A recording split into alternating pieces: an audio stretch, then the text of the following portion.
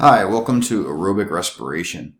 We're going to look at, this is the honors version. We're going to take a look at the way that aerobic respiration breaks down glucose and produces ATP in much greater quantities than in anaerobic respiration.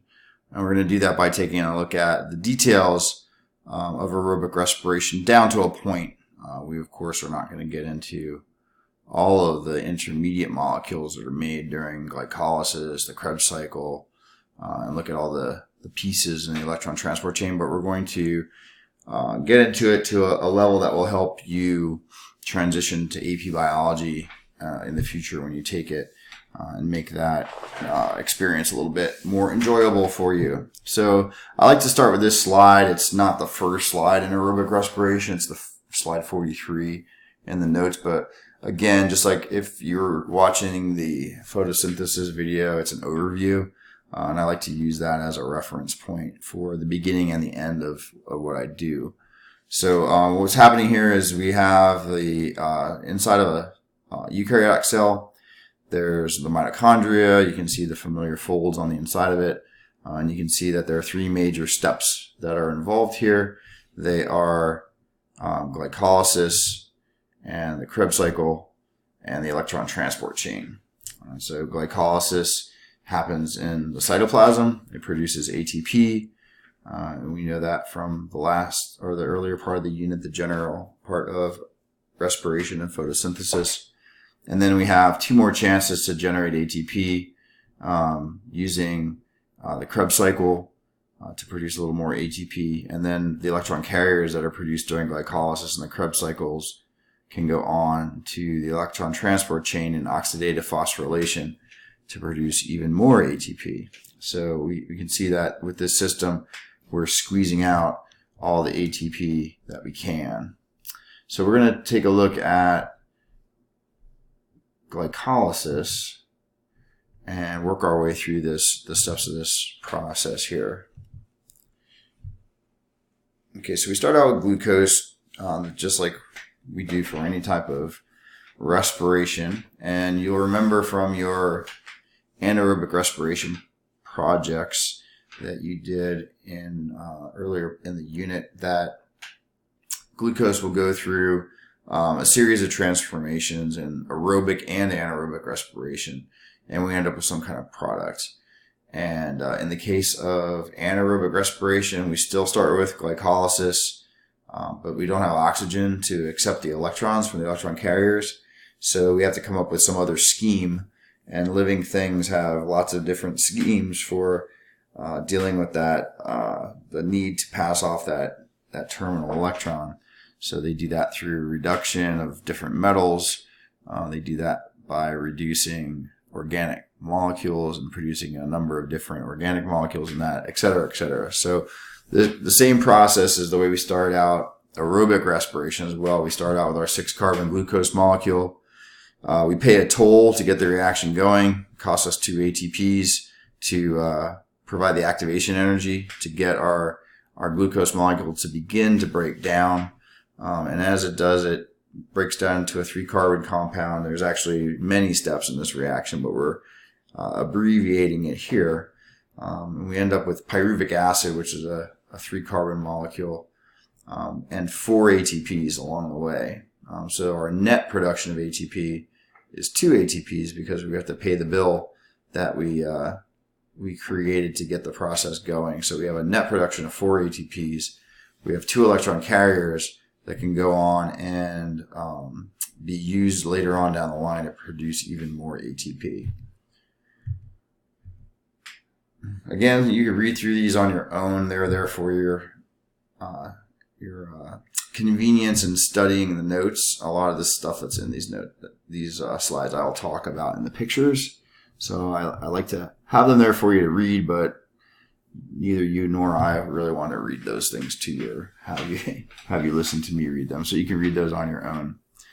So that's the summary of what we just did. Glycolysis, taking glucose, producing pyruvate, also known as pyruvic acid. They're the same thing. Don't let that confuse you.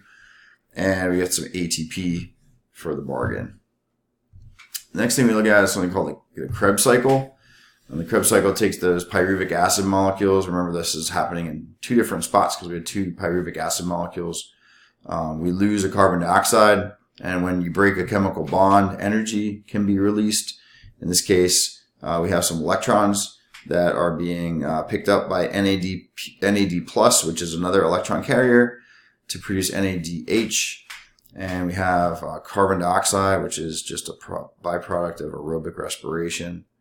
We have this 2-carbon compound, which bonds with a coenzyme called coenzyme A to make a complex called acetyl coenzyme A.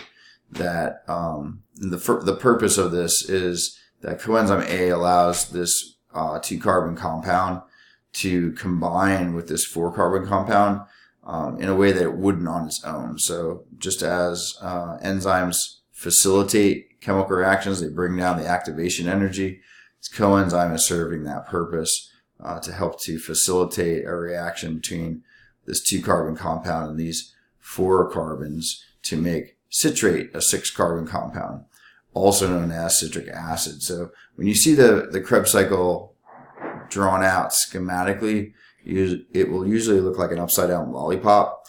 This would be the stick to lollipop, and then the cycle itself starts with citrate at the base, also known as citric acid, and then it loops around into the Krebs cycle, also known as the citric acid cycle.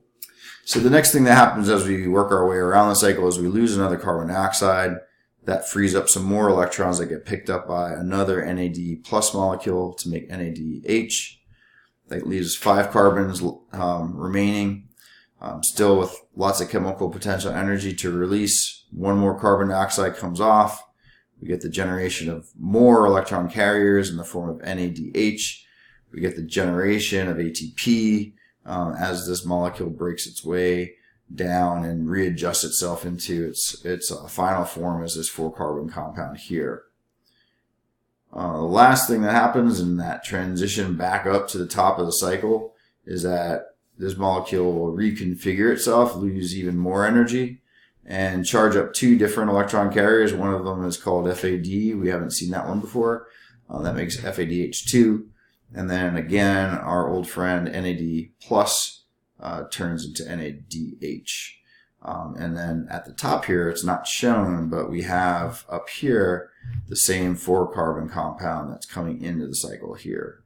And just as a matter of reference, this molecule is not the same as this molecule. And you'll have the good fortune of learning all those names in AP Biology when you take AP Biology. So that's the Krebs cycle. We've got now 2 different places where ATP is made. We have 2 different places where electron carriers are made.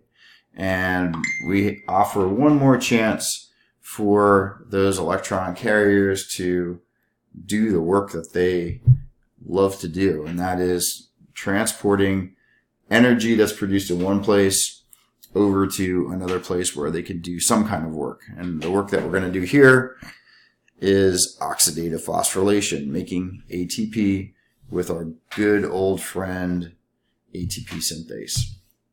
So here we see a familiar membrane. There's some things that look similar and there's some things that look quite different. We see ATP synthase, we've seen that before. We see ATP, we've seen that before. We see protons, we've seen that before. We see some type of phospholipid bilayer, a membrane, we've seen that before. We see some circles here, presumably proteins that are channeling along electrons. So we can safely assume that that's an electron transport chain. And we see electron carriers, maybe a little different names than we've seen before, but still that same function. This whole part of the reaction is flipped in a lot of ways. A way that's not flipped is that we are still pumping protons across the membrane to create high membrane potential inside that inner mitochondrial space. Right? We're creating a little battery here, an area that's positively charged on one side and negatively charged relatively negatively charged on the other side. And that allows us to be able to do work with that membrane potential. The sources of the electrons, if you're paying attention to the notes on photosynthesis, the electrons come from water.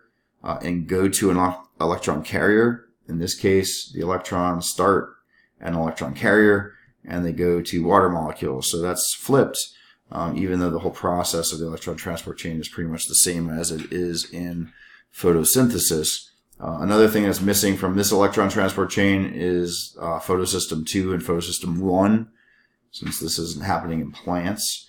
Well, it is happening in plants, but it's this is not photosynthesis. We don't have photosystems 2 and 1. So that's a little bit different. And something that's still the same, though, is that those protons going through ATP synthase and being used to generate ATP from ADP plus inorganic phosphate, which isn't shown on this diagram. So again, we've got a process that's very, very similar to the electron transport chain in photosynthesis with some really important differences.